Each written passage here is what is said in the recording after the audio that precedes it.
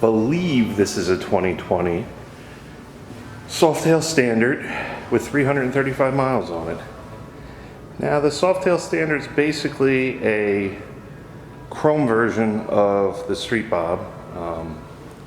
The styling and everything's the same.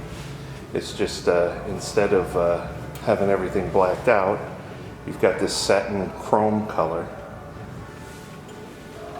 It's got a one-up riding position. It's in very, very good shape. I mean, with 300 something miles on it, it should be.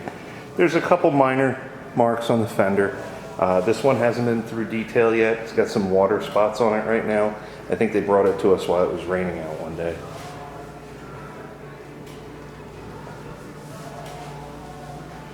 These Softail Standards are hard to come by, so if you're looking for one, come on in and check this one out.